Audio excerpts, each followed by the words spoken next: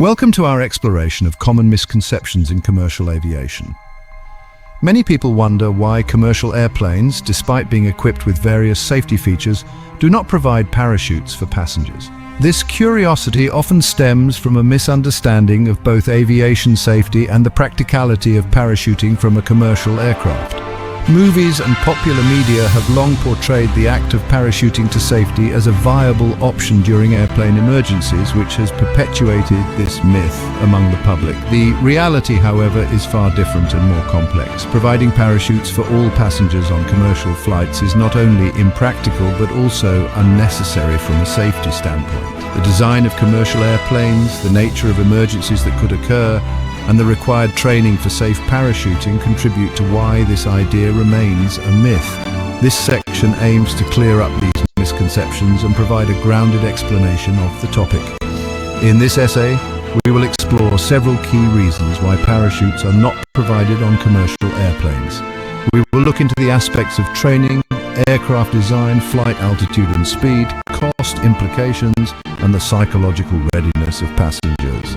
By understanding these factors, it becomes clear why parachutes are not a feasible safety measure for commercial aviation.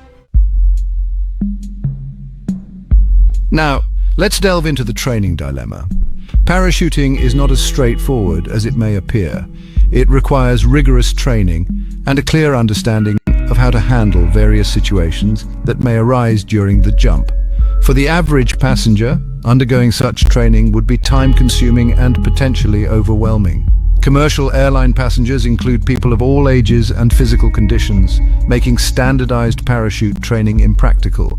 Moreover, the training must also teach passengers how to exit a plane safely in an emergency, which varies significantly depending on the type of aircraft and the nature of the emergency. This adds another layer of complexity to the training process. In emergency situations, where panic and fear are prevalent, the likelihood of successfully deploying a parachute without prior extensive training is extremely low. Additionally, the training would need to be repeated regularly to maintain proficiency, which is not feasible for the general traveling public. This requirement would impose an unreasonable demand on both passengers and airlines, diverting resources from other critical areas of aviation safety that have proven more effective in enhancing passenger safety. Moving on to aircraft design and structural limitations. Commercial airplanes are intricately designed machines tailored to provide safe and efficient transportation over long distances. They are not designed with the idea of passengers parachuting out in mind. The structure of a commercial airliner, including its doors, is not conducive to being opened mid-flight. The cabin pressure and the speed at which planes travel make it nearly impossible to open a door without catastrophic consequences. The integration of parachutes would require a redesign of the aircraft structure to include additional exits and safety measures that could accommodate such an option. This would not only compromise the integrity of the aircraft's design, but also lead to increased weight and decreased fuel efficiency, which are critical factors in aircraft performance. Furthermore, the altitude at which commercial airplanes operate would require specialized parachutes designed for high-altitude jumps. Such parachutes are significantly different from the standard ones used in recreational skydiving and are more complex to operate, adding another layer of difficulty in implementing parachutes for commercial passengers. Lastly, let's consider the altitude and speed challenge. When discussing the feasibility of parachutes on commercial planes, it's crucial to consider the typical cruising altitude and speed. Commercial jets fly at altitudes around 35,000 feet. Where the air is thin and temperatures are extremely low, conditions that are not suitable for untrained individuals to parachute. Additionally, the speed of these aircraft, which can reach up to 575 miles per hour, further complicates the potential for safe parachute deployment. Attempting to jump from such heights and speeds without specific high-altitude, high-speed parachuting training known as halo training can lead to serious injuries or death due to the lack of oxygen and extreme cold. Even trained military personnel find such jumps challenging and require special equipment and preparation. Moreover, the rapid decompression of the cabin, if a door were to be opened at such altitudes, could have catastrophic effects on both the aircraft's structural integrity and the passenger's health. This scenario underscores why deploying parachutes from a commercial airplane is not only impractical, but also potentially perilous. Introducing parachutes to commercial aviation is not just a matter of practicality, but also of cost. The financial implications of equipping each passenger with a parachute, redesigning aircraft to allow parachute use, and training passengers for emergency egress are enormous. These costs would ultimately fall on the shoulders of passengers in the form of higher ticket prices, which could make air travel less accessible to the average consumer. Moreover, the maintenance and regular inspection of parachutes add an additional layer of operational costs. Parachutes must be meticulously maintained to ensure they are safe and ready to use, which involves regular packing, unpacking, and inspection by certified professionals. This would require airlines to either hire additional specialized staff or outsource this service, both of which would increase operational costs significantly. Additionally, the increased weight of carrying a parachute for every passenger and crew member would lead to higher fuel consumption. This not only raises the cost of flights, but also contributes to greater environmental impact, contradicting the aviation industry's efforts to reduce carbon emissions and improve sustainability. The psychological readiness of passengers to handle a parachute jump is a significant factor to consider. In a high-stress situation like a plane emergency, even well-trained individuals can find it difficult to execute their training correctly. For untrained passengers, the psychological barrier could be insurmountable, leading to chaos and potentially worsening the situation. Practically, the logistics of organizing potentially hundreds of passengers to jump from an aircraft in an orderly manner are daunting.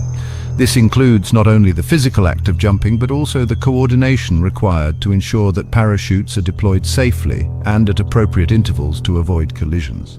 The likelihood of successfully managing such a scenario, especially without casualties or serious injuries, is extremely low. Furthermore, the presence of parachutes could create a false sense of security or lead to dangerous self-evacuations in situations where staying on board would actually be safer. It is crucial to understand that most airplane accidents occur during takeoff and landing, phases during which parachuting would not be an option due to the low altitude and proximity to the ground. Section 7. Safety Records and Statistics. Commercial aviation is among the safest modes of transportation, with safety records that have consistently improved over the decades. The rarity of situations where parachuting from an aircraft could increase survival chances is a testament to the effectiveness of existing safety measures and protocols. Most aviation incidents are resolved safely without the need for such drastic measures as parachuting. Statistically, the introduction of parachutes could potentially introduce new risks rather than mitigate existing ones. The complexity and potential for error in deploying parachutes could lead to accidents and injuries that would otherwise be avoidable. The focus of aviation safety has always been on preventing incidents from occurring in the first place, rather than preparing for improbable worst-case scenarios. Moreover, the continuous advancements in aircraft technology, crew training, and global aviation safety regulations have made significant contributions to the declining trend in aviation incidents. These factors collectively ensure that flying remains a highly safe and efficient form of travel, negating the need for measures like parachutes for passengers. Section 8. Alternative safety measures. The aviation industry continues to invest heavily in safety measures that are more practical and effective than parachutes. These include rigorous pilot training, advanced avionics, enhanced aircraft design, and stringent safety protocols. These measures are designed to prevent emergencies from occurring and to safely manage those that do occur without resorting to parachuting. For instance, the development of reinforced cockpit doors and improved surveillance measures on board has significantly increased security and reduced the likelihood of hijackings, which is one of the scenarios where people might imagine parachutes could be useful. Additionally, the industry has enhanced its focus on preventive maintenance, which ensures that potential mechanical failures are addressed before they can lead to an emergency. Furthermore, the implementation of sophisticated weather tracking systems and improvements in air traffic control technology have greatly reduced the risks associated with adverse weather and mid-air collisions. These technologies provide pilots with real-time information that helps them make safer decisions during flight. Section 9. The role of public perception. Public perception plays a crucial role in the discussion of parachutes on commercial airplanes. The idea that parachutes could provide a safety net is more about emotional comfort than practical safety. Addressing these perceptions through education and transparency about aviation safety is crucial. By understanding the real risks and how they are managed, the public can feel more assured about the safety of air travel without the need for parachutes. Educational campaigns that explain the technical reasons why parachutes are not included on commercial flights can help demystify the subject and alleviate undue fears. These campaigns can also highlight the statistical safety of air travel compared to other modes of transportation, which often suffer from a lack of similar scrutiny. Moreover, engaging with the public through forums, workshops and media can help spread accurate information and counteract the myths that movies and sensationalist media propagate. This engagement can empower passengers to feel more secure and knowledgeable about the extensive measures taken to ensure their safety during flights. Section 10. Conclusion.